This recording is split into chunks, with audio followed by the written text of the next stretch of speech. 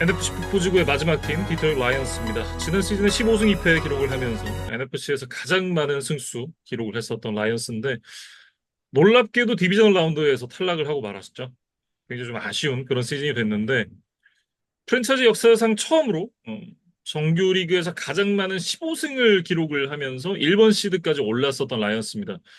어, 그러면서 올해는 라이언스의 해가 되지 않겠느냐라고 생각을 하셨던 분들이 굉장히 많으셨을 거예요. 그런데 워싱턴과의 디비저널 라운드에서 무려 5개 턴오버를 허용을 하면서 미라클 업셋을 당하고 말았었던 라이언스였습니다. 음. 그러니까 그 어느 때보다 이 프랜차이즈 역사상 첫 슈퍼볼 진출에 가까웠다고 이제 생각이 됐는데, 글쎄요, 이 컨퍼런스 챔피언십까지도 가지 못하고 이 첫 판에서 탈락을 했던 것은 뭐 지금 돌이켜봐도 꽤나 좀 충격적인 사건으로 제 기억에도 좀 남아 있는 것 같습니다. 그래서 사실 그때 이제 뭐 수비까지 흔들리면서 뭐 전체적으로 팀이 좀 정비되지 않은 모습들을 좀 보여줬어요. 그러면서 아쉽게 좀 탈락을 했는데, 그것과는 별개로 어쨌든 정규 시즌에 굉장히 좋은 모습을 보여줬죠. 그래서 이런 팀들은 사실, 다음 오프 시즌에 뭐 선수 유출이 일어나는 경우들도 꽤 있습니다. 뭐 전체적으로 선수단 연봉이 올라가면서 이제 모든 선수를 지키지 못하는 케이스들이 있고, 근데 이제 그와 별개로 또 코치진들이 이제 역량을 인정을 받기 때문에 다른 팀의 감독으로 이제 가는 경우들이 많아요. 음, 그래서 라이언스는 사실 대부분의 선수들은 지켰는데 핵심 코디네이터들을 지키는데 좀 어려움이 있었습니다. 사실은 그 지지난 시즌이 끝나고 나서 그때도 이제 라이언스가 좀 놀라운 모습을 보여줬었기 때문에 코디네이터들이 유출이 될 것이다라는 그런 전망이 지배적이었습니다. 근데 약간 그런 느낌이었죠. 야, 우리 한 번만 더 하자. 진짜 딱 한 번만. 그래서 지난 시즌이 끝나고 팀을 이탈할 것은 너무나 이제 불보다 뻔한 일이었습니다. 그러면서 벤 존슨 오펜시브 코디네이터는 이제 시카고 베어스로 떠났다라고 저희가 말씀을 드렸었고 에런 글렌 디펜시브 코디네이터 같은 경우에는 이제 뉴욕 제츠 감독으로 가게 됐습니다. 그러니까 음, 오펜시브 코디네이터, 디펜시브 코디네이터가 모두 팀을 떠났습니다. 음.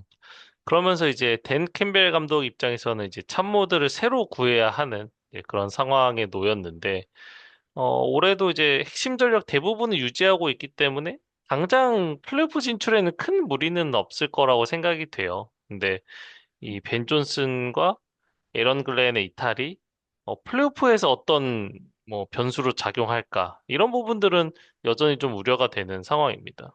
결국 이제 그런 공백을 메우지 못한다라고 하면 언제 다시 좋은 성적을 기록을 하게 될지, 언제 다시 슈퍼볼 한번 노려보게 될지 장담할 수 없는 그런 상황이 되겠죠. 일단 공석을 어떻게 메웠는지를 조금 살펴보죠. 오펜스 코디네이터 자리에는 2022 시즌에 라이언스에 잠시 있었었던 그 존 모튼을 영입을 했습니다. 지난 시즌에는 덴버의 패싱 게임 코디네이터 역할을 역임했었던 존 모튼이었고 디펜시브 코디네이터 자리에는 이제 라인베커 코치였던 켈빈 시퍼드를 내부 승격으로 승진을 시켰습니다. 아무래도 이제 벤 존슨의 임팩트가 워낙 강했기 때문에 그를 대체하는 이 존 모튼에 대해서 좀 더 궁금해 하실 것 같아요. 그래서 저도 좀 이번에 자료를 준비하면서 이제 검색을 좀 했었는데 벤 존슨 하면 이제 창의성을 굉장히 강조하는 것으로 잘 알려진 인물이었는데 그에 비해서 존 모튼은 좀 쿼터백에게 명확한 역할을 부여해서 좀 안정적인 그러니까 좀 시스템을 갖추고 경기를 운영하는 것을 좀 좋아한다고 해요. 그리고 이제 복잡한 것보다는 단순한 것을 좀 선호하는 그러니까 약간은 좀 보수적인 성향의 뭐 코디네이터다라고 뭐 보면 될 것 같습니다. 그래서 실제로 뭐 라이언스에 합류해서 뭐 선수들과 소통은 굉장히 적극적으로 하고 선수들의 의견을 청취하려는 이제 그런 태도들은 있지만 어쨌든 코치 본인의 성향은 조금 더 짜여진 것을 선호하는 인물이다 정도로 일단 이해를 하시면 될 것 같고 어쨌든 게임의 전체적인 난이도를 좀 낮춰준다는 면에서는 이제 장점이 있겠지만 계획한 플랜이 좀 꼬이거나 상대에게 간파를 당해서 막혔을 때에는 그것을 얼마나 빠르게 즉석에서 대응하고 응용을 해서 이 문제들을 파괴해낼 수 있느냐에 대해서는 약간의 의문부호는 있다라는 생각이 들고 사실 뭐 파괴적인 공격력을 통해서 최근에 좋은 성적을 냈던 라이언스였기 때문에 이 벤 존슨이 없이 그리고 이제 약간 스타일이 다른 것으로 보이는 이 존 모튼 체제 하에서도 비슷한 파괴력을 낼 수 있는지가 좀 중요해 보입니다. 어쨌든 이제 그 공백을 얼마나 메울 수 있느냐가 올 시즌의 관건이겠죠. 선수단 변화가 크지 않기 때문에. 포토백 얘기로 좀 넘어가 보면 제로드 고프와의 계약 기간이 아직 많이 남아 있죠. 그래서 이제 올해도 제로드 고프가 주전 포토백입니다. 백업 자리에는 좀 변화가 있는데 기존의 백업이었던 이제 핸더 누커를 내보내고 카일 앨런과 1년 계약을 맺었습니다. 그게 뭐 포터백 쪽에서는 뭐 주요한 오프시즌 소식이었고 러닝백 쪽도 뭐 변화가 없죠. 자미르 깁스, 데비 몽고메리 이 듀오가 올해도 공을 들고 열심히 달릴 예정인데 뭐 2년 전과 비교해서 지난 시즌에 깁스의 비중이 조금 더 높아졌다? 뭐 이 정도 차이가 있지만 글쎄요. 뭐 이 둘이 어쨌든 주요 역할을 해줄 것은 달라지지 않았다. 뭐 이렇게 얘기를 할 수 있을 것 같습니다. 음. 그러니까 뭐 설령 짧은 기간 한 명이 이탈하더라도 나머지 한 명이 또 그 공백을 메우면서 이제 어느 정도 버텨줄 수 있는 네, 그런 정도의 수준을 가진 러닝백이 두 명이나 있다는 점은 음. 라이언스에게는 굉장히 좀 든든할 것 같고 와이드 리시버 쪽도 비슷한 것 같아요. 이 코어라고 할 수 있는 아몬라 세인트 브라운 그다음에 제이미슨 윌리엄스가 그대로 팀에 남아 있습니다. 아몰라는 이제 이미 장기 계약 맺어져 뒀죠. 예. 그리고 제이미스 윌리엄스 같은 경우에는 뭐 첫 1, 2년 동안은 좀 여러 이슈들이 좀 겹치면서 활약이 좀 미미했었는데 지난 시즌이 브레이크아웃 시즌이었습니다. 처음으로 1000 리시빙 야드를 넘기면서 드래프트 당시의 어떤 그 기대감을 충족시켜주는 그런 활약을 해줬던 지난해였거든요. 음. 그래서 이제 라이언스도 지난 시즌이 끝난 이후에 이 제이미스 윌리엄스의 5년차 옵션을 실행을 했어요. 그래서 지금 향후 2년 동안 윌리엄스를 이제 루키 컨트랙트로 이제 묶어둘 수 있는 상황이고 사실 이제 팀 패트릭을 트레이드로 떠나보내긴 했습니다만 뭐 팀 내 비중이 아주 큰 선수는 아니었기 때문에 뭐 전력 손실이 거의 없었다 이렇게 좀 봐야 될 것 같고 베테랑 칼리프 레이몬드, 그다음에 이제 올해 드래프트 3라운드에 뽑은 신인 이 아이작 테슬라라는 선수가 넘버 3 자리를 두고 좀 경쟁을 하지 않을까 싶습니다. 네. 이 선수는 이제 그 190cm가 넘는 굉장히 큰 키를 갖고 있는 선수입니다. 그러면서도 컴바인에서 40야드 대시, 수직 점프, 그다음에 브로드 점프, 숏 셔틀 이런 대부분의 항목에서 뛰어난 운동 능력을 보여준 바가 있는 선수고, 뛰어난 체격을 바탕으로 블락에도 강점이 있다는 그런 스카우팅 리포트가 있었는데 앞서 이제 저희가 말씀드렸던 그 아몰라 세인트 브라운 그리고 제이미스 윌리엄스 이 두 명의 선수를 이미 갖춰놓은 상태 거기다가 타이트엔드에서 이제 또 좋은 모습 보여주고 있는 샘 라프로테까지 캐치에 능한 선수잖아요. 라이언스의 뎁스 차트를 고려를 해봤을 때 또 블로킹 쪽에 장점이 있는 선수는 오히려 또 다른 쪽으로 도움이 되지 않나라는 그런 생각도 해봅니다. 그러니까 좀 굳은 일을 해줄 수 있는 선수가 되지 않을까 싶어요. 그래서 원래 이제 타이트엔드가 조금 더 블로킹에 많은 역할을 한다면 사실 샘 라포르타는 워낙 리시빙 옵션으로서의 뭐 존재감과 많은 역할을 해줄 수 있는 선수이기 때문에 오히려 이제 리시버 중에 한 명이 그 블로킹에 좀 더 전념을 해준다면 전체적인 팀 밸런스는 더 좋아질 수 있는 거겠죠.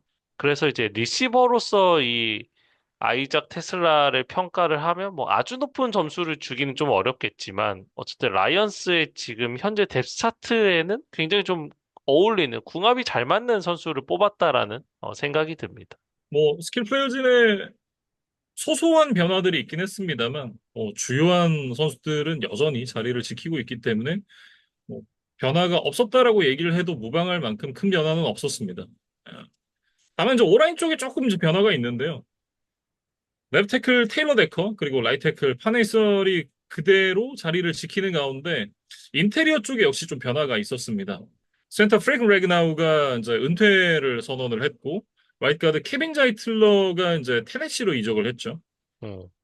그래서 레그나우 같은 경우는 이제 7년간의 짧은 커리어를 끝내고 이제 은퇴를 좀 선언을 했습니다. 그래서 어떤 이유들이 있었는지를 좀 정리를 해봤는데, 일단 이제 건강 문제가 가장 컸던 것 같아요. 몸의 곳곳에 좀 크고 작은 부상들이 계속해서 쌓이면서 선수 본인이 좀 육체적으로나 정신적으로나 좀 많이 지쳤던 것 같고, 그 과정에서 이제 가족들과의 시간을 조금 더 갖고 싶다라는 좀 열망이 생겼던 것 같아요. 그러면서 다소 좀 이른 나이에 프로 선수 생활을 마감을 하는 것으로 가닥을 잡았습니다. 그래서 이제 좀 변화가 불가피했는데 일단 그 그레이엄 글라스고를 센터 쪽으로 옮겼습니다. 그리고 양쪽 가드를 젊은 선수들로 채웠는데 일단 랩스 가드 같은 경우에는 그 지난 시즌 6라운드에 뽑았었던 크리스티안 마우가니에게出전 기회를 줄 전망이라 그래요. 일단 지난 시즌에 8경기에 나섰고 선발로 나선 건 한 경기였습니다. 그리고 이제 플레이오프 한 경기, 총 두 경기죠. 그래서 많은 기회를 받은 건 아니었었는데 그 제한된 기회 속에서도 좋은 모습을 보여줬다라는 그런 평가였고, 다만 이게 표본이 워낙 적었기 때문에 이 선수가 풀타임 시즌을 치렀을 때 잘할 것인가는 역시나 뚜껑을 열어봐야 알 수 있는 부분인 것 같아요. 음. 그러니까 야구로 치면은 이제 타석수가 적은데 음, 타율은 3할이 넘네? 뭐 약간 이런 느낌이에요. 그래서 이거를 이 선수가 뭐 600타석 이상 뛰었을 때도 3할을 칠 수 있느냐와는 좀 다른 문제라고 봐야겠죠. 네, 음, 그래서 분명히 가능성은 보여줬지만 어떤 좋은 활약을 담보하고 장담하기에는 아직은 좀 조심스러운 단계다라고 좀 보는 게 맞을 것 같고, 라이트 가드도 이제 올해 드래프트 2라운드 전체 57번으로 뽑은 이 조지아 대학 출신의 테이트 레틀리지라는 선수가 곧바로 주전으로 투입이 될 예정입니다. 이 선수는 이제 그 운동신경이 뛰어나고 뛰어난 파워를 바탕으로 이제 대학 시절에 좋은 경기력을 보여준 선수입니다. 라이트 가드로 이제 37경기나 선발 출장을 했을 정도로 많은 경험을 대학에서 쌓은 선수고요. 양쪽에 이제 젊은 가드 선수들이 어떻게 보면 이제 NFL 무대에서 경험이 많지 않기 때문에 어떤 모습을 보여줄까라는 물음표가 굉장히 큽니다. 이 리스크 때문에 상위권이었다가 중상위권 정도로 이제 평가가 내려가게 됐는데, 이게 또 양쪽의 태클이 그리고 센터가 NFL 무대에서 이제 경험이 많은 선수들이고 경험만 많은 게 아니라 좋은 모습을 보여줬던 선수들이기 때문에 이 선수들과 함께 뛰면서 또 성장을 한다면 또 리그 정상급의 오라인으로 발돋움할 가능성도 여전히 열려 있다. 이렇게 얘기를 할 수 있을 것 같아요. 이 두 젊은 선수 각각 자신의 왼쪽과 오른쪽에 모두 아주 경험 있고 역량이 뛰어난 베테랑 선배들이 함께하는 거잖아요. 예, 그래서 조금 더 부담을 내려놓고 리그에 적응하는 데 좀 전념을 하면 좋을 것 같습니다. 그래서 뭐 오라인 쪽에 변화가 있긴 했습니다만 전반적으로 오펜스 쪽에 강점이 있었던 라이언스기 때문에 오프 시즌의 어떤 그 선수단 보강 이런 부분들은 거의 수비 쪽에 치우쳐진 느낌이에요. 일단 뭐 영입된 선수들을 이야기하기 전에 지난 시즌 초반에 부상으로 시즌을 조기에 마감을 했었던 이 에이단 허친슨이 재활을 잘 마치고 복귀를 준비하고 있다는 소식만으로도 음, 라이언스 팬들에게는 좀 천군만마를 얻은 것 같은 그런 기분이지 않을까 싶어요. 에이단 허친슨의 복귀는 새로운 영입과 같다. 뭐 그렇게 좀 얘기를 할 수 있을 것 같고 허친슨이 일단 이제 5년차 옵션이 당연히 실행이 됐죠. 네, 그러면서 이제 루키 계약이 내년까지 남아있긴 합니다만, 이제는 좀 연장 계약 논의를 해야 되는 시점이죠. 그래서 이제 구단도 선수도 연장 계약에 대한 논의를 좀 시작을 했고, 팀 내 입지라든지, 그리고 이제 이 구단에서 이 선수가 가진 상징성 이런 부분들을 생각을 하면 서로 원만하게 뭐 기분 상하는 일 없이 연장 계약이 맺어질 것 같다라는 생각이 듭니다. 음. 오늘 아침에 이제 나왔던 이 마이카 파슨스의 대형 연장 계약 음. 규모를 보고 디트로이트와 이 에이단 허친슨이 어떤 생각을 했는지도 좀 개인적으로는 궁금한 것 같아요.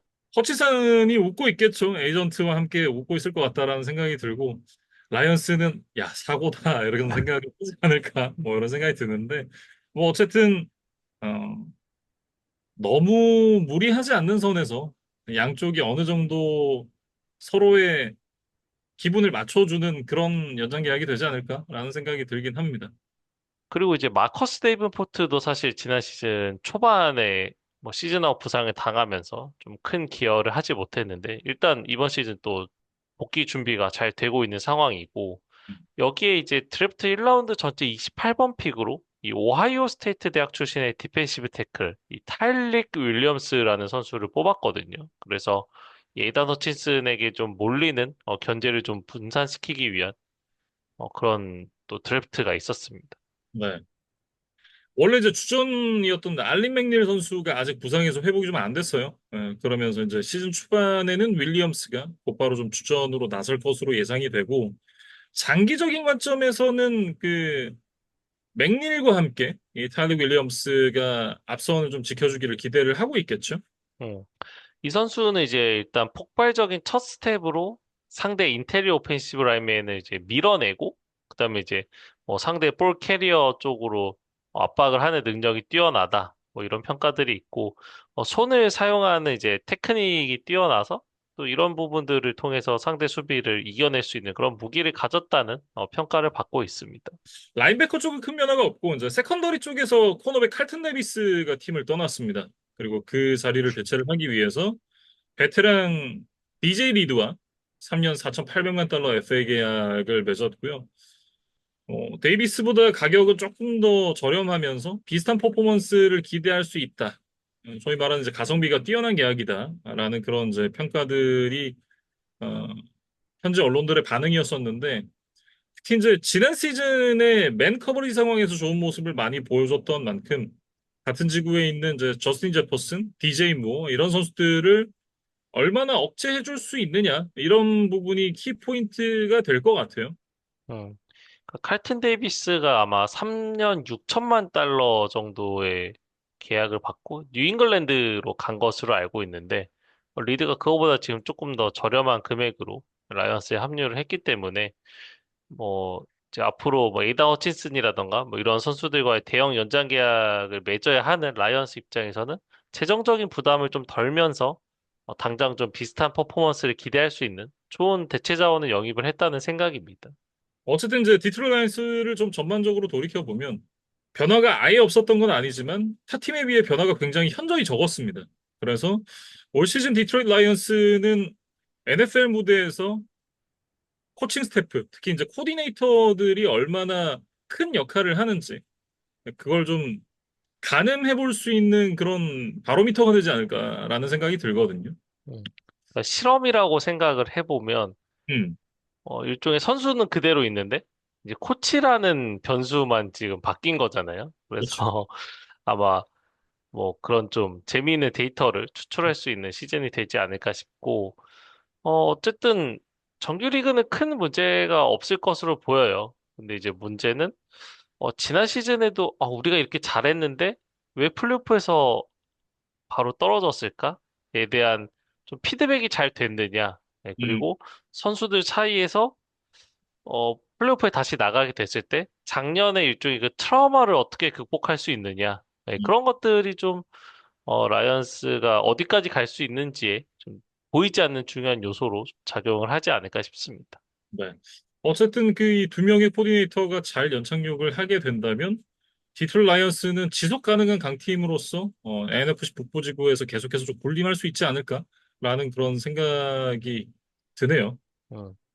그리고 이제 다음은 원래는 이제 AFC 동부지구로 가야 될 차례인데 이번에 이제 개막전이 NFC 이스트 팀들이 먼저 출격을 하게 됐어요. 예, 네. 아마 지금 댈러스 카우보이스랑 이제 필라델피아 이글스가 경기를 음, 준비를 했죠. 음. 그래서 저희도 이제 아마 NFC 이스트를 먼저 좀 다루고 AFC 이스트는 좀 마지막에 다루는 순서로 좀 변경을 해서 준비를 해보겠습니다. 네. 그 경기가 이제 쿠팡 플레이 통해서 중계가 될 예정입니다. 많은 시청해 주시면 감사하겠습니다.